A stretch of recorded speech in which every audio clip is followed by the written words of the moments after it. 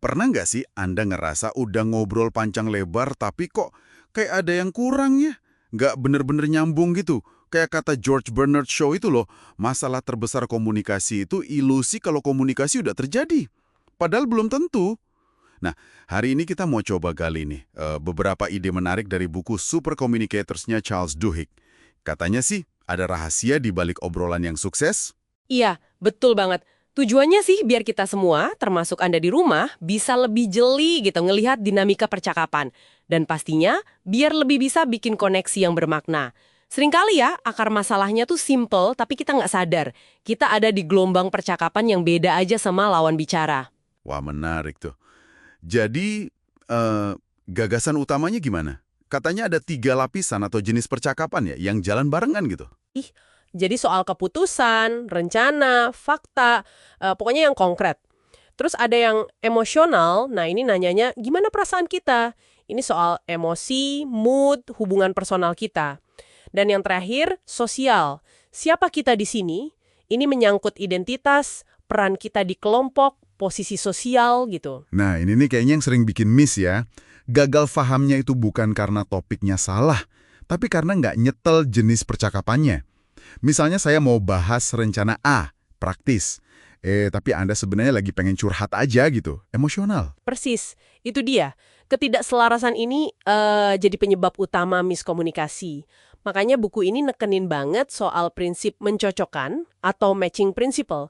Dan ini bukan sekedar niru logat atau kata ya, tapi lebih dalam lagi. Mencocokkan jenis obrolannya, moodnya, bahkan tingkat energinya. Contoh yang agensi ayah itu, Jim Lower, kayaknya kuat banget deh. Awalnya gagal terus mau rekrut mata-mata kan, ternyata kuncinya bukan di info yang dia kasih, tapi karena dia belum nyamain level kerentanannya. Begitu dia berani cerita sedikit soal rasa nggak pastinya dia, baru deh nyambung. Itu gimana tuh? Iya, yang berubah itu kesediaan dia buat masuk ke level yang sama. Dalam kasus itu, level emosional dan kerentanan targetnya. Ada juga riset menarik dari Bo Sievers soal orang-orang yang sentralitasnya tinggi di kelompok. Mereka ini pinter banget secara alami nyesuaiin gaya. Kalau lagi serius, ya ikut serius. Kalau santai, ya cair. Mereka aktif mencocopan, bukan pasif niru aja. Oke, coba kita bedah lebih dalam deh. Yang praktis dulu, ini sebenarnya tentang apa? Jadi tujuannya bukan cuma ngomongin topik di permukaan ya? Bukan, tapi lebih ke ngegali apa sih yang sebenarnya dipengen atau dikhawatirin semua pihak, dan gimana nanti keputusannya mau dibuat. Makanya perlu nanya lebih dalam, gitu. Kayak dokter Edaye itu, yang sadar pasien kanker prostatnya itu bukan mikirin statistik, tapi takut banget soal kematian, itu kan emosional ya, bukan praktis murni.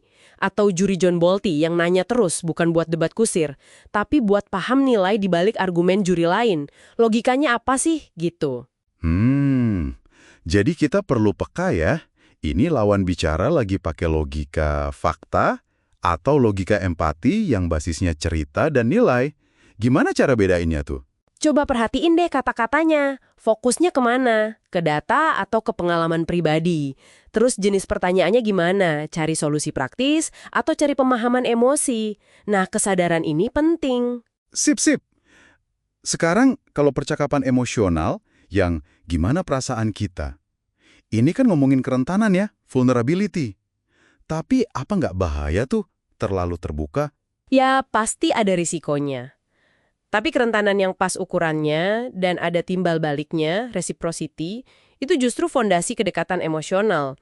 Ada studi namanya Fast Friends Procedure, itu nunjukin gimana pertanyaan mendalam yang nanyain nilai, keyakinan, pengalaman hidup, bukan cuma fakta.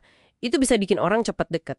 Kuncinya, berani sedikit terbuka. Dan prinsip mencocokkan tadi berlaku juga buat emosi. Banget.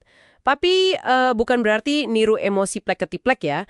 Lebih ke nyamain intensitas suasana sama energinya. Riset soal ketawa misalnya. Kalau Anda ngakak banget, sementara lawan bicara cuma senyum tipis, kan rasanya agak aneh ya. Ada jarak. Nyamain level energi itu nunjukin kita bareng dia di momen itu. Oke. Terakhir nih, percakapan sosial. Siapa kita? Gimana identitas sosial kita? Ras, gender, profesi, dan lainnya itu ngaruh ke obrolan. Ngaruh banget. Identitas ini kan ngebentuk cara kita lihat dunia dan juga cara orang lihat kita. Ada fenomena namanya stereotype threat, ancaman stereotip. Studi nunjukin, misalnya, mahasiswi matematika bisa turun loh performanya kalau diingetin soal stereotip kalau cowok lebih jago matematika. Jadi kesadaran soal stereotip negatif itu bisa jadi beban. Wah, lumayan serem juga ya efeknya. Terus, gimana cara kita ngatasin pengaruh identitas ini pas komunikasi? Ada beberapa cara sih. Pertama, sadari kalau kita punya banyak identitas, nggak cuma satu label aja. Studi peta konsep diri nunjukin ini bisa bantu ngurangin beban stereotip tadi. Kedua, cari identitas bersama atau kesamaan. Kayak eksperimen pemain bola Kristen dan Muslim di Irak itu disatuin sama identitas sebagai pemain bola satu tim.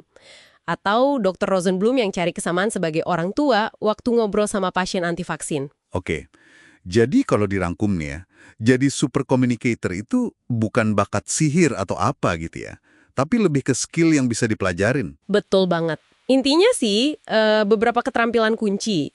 Bisa ngenalin kita lagi di jenis percakapan mana, mampunya main energi dan levelnya, berani nanya yang lebih dalam, mau nunjukin sedikit kerentanan, dan sadar soal peran identitas sosial. Semuanya ini tujuannya buat bangun pemahaman dan koneksi yang lebih asli ya, lebih otentik.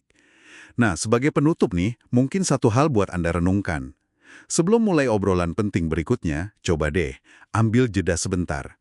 Tanya ke diri sendiri, percakapan jenis apa sih? Praktis, emosional, atau sosial yang paling Anda butuhin sekarang? Dan kira-kira lawan bicara Anda butuhnya yang mana ya? Coba pikirin, gimana kesadaran simpel ini bisa mubah pendekatan Anda nanti?